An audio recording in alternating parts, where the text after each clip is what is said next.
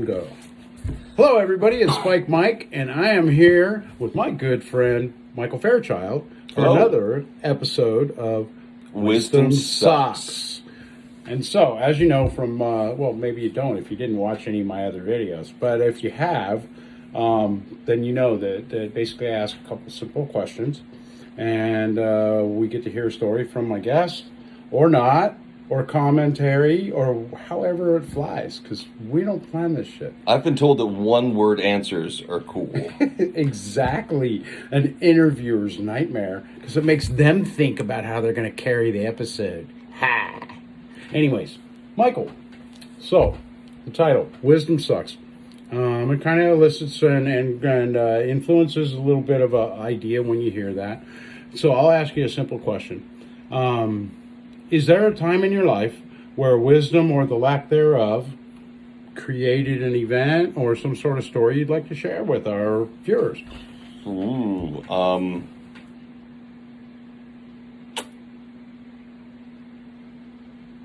pass. Awesome. All right, that's a first. Okay. How about this? You and I have been friends a long time. And Yes. so we know a little bit about each other. We've actually been through a few things between the two of us. We have, You yes. know, not only in our friendship, but also in relationships outside of our friendship and endeavors when we lived together and when we played music together. So let's add a little bit of a frame to that question. Okay. Is there a time that you can recall where it was very clear that I was not being wise in your presence?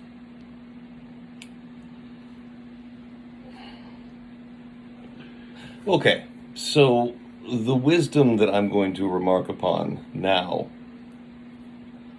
is the tightrope that you walk when you're in a band. Ooh.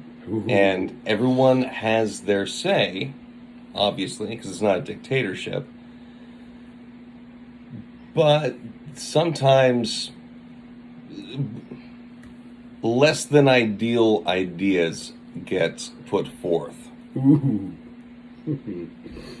Really? So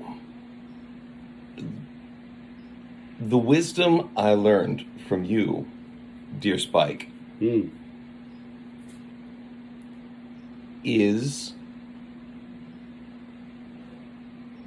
timing.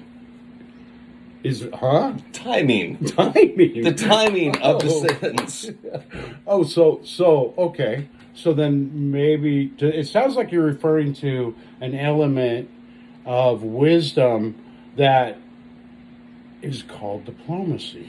Yes, like knowing when to speak and when not to speak, and when to let an idea run its course, and let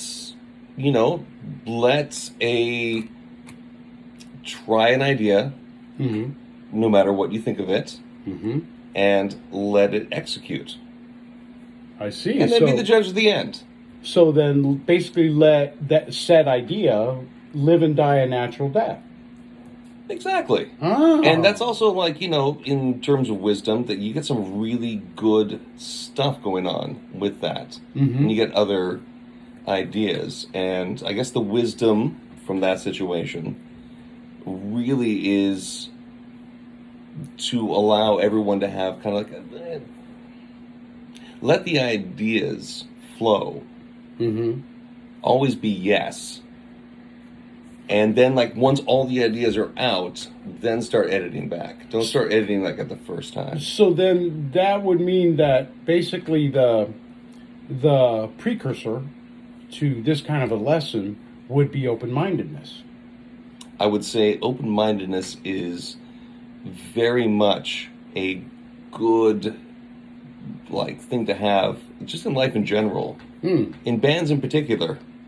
You know, I'll have to comment on the point you're making is that, I have found that if someone brings something to the artistic mix that I may be closed-minded to, that in many cases, if I practice the open-mindedness that you speak of and give my best to that idea, if it really did suck in the beginning, it'll die anyway.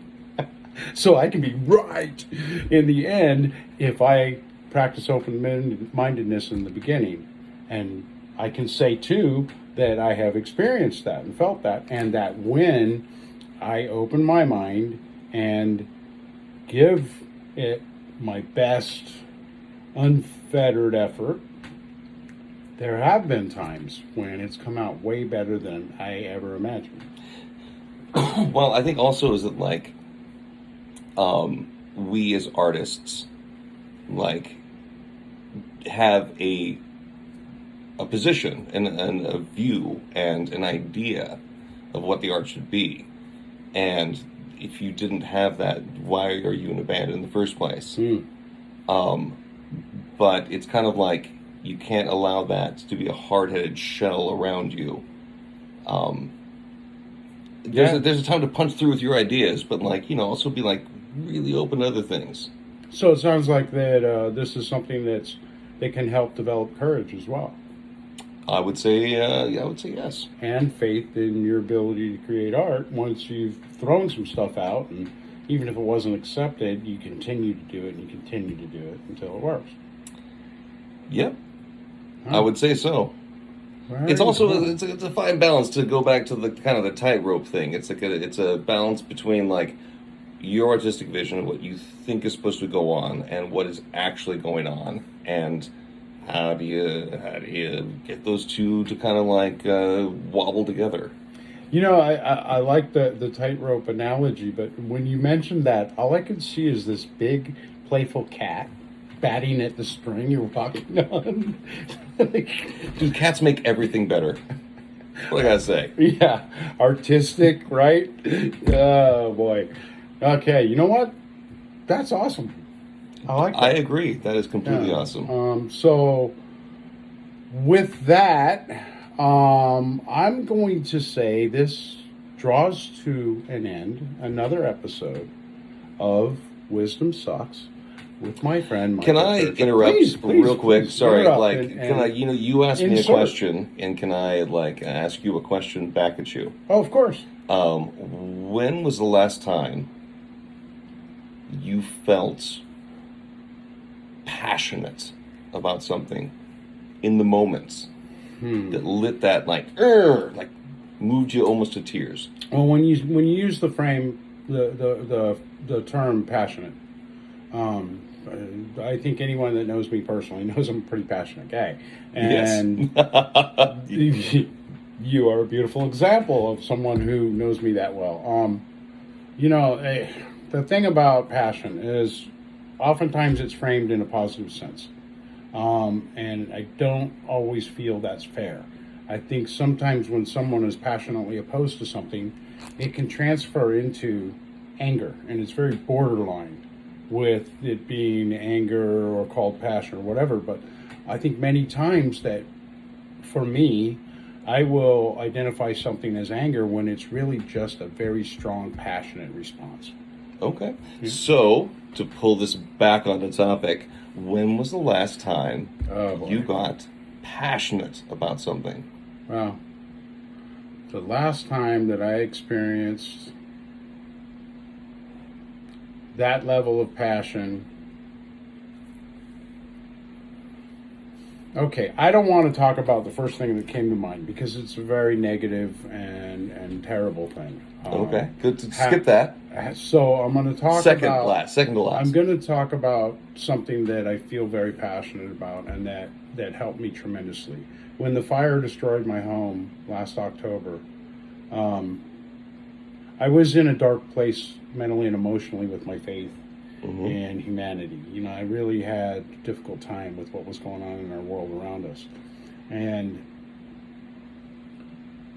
the level of assistance that came from everywhere and anywhere and anyone and everyone really helped me feel reconnected with humanity, the human race.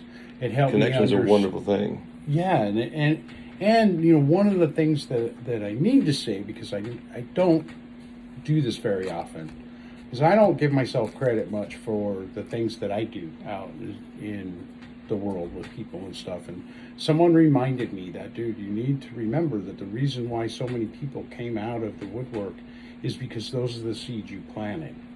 And Yeah. considering the topic of this program, this episode being, wisdom sucks, this is an area where it does not.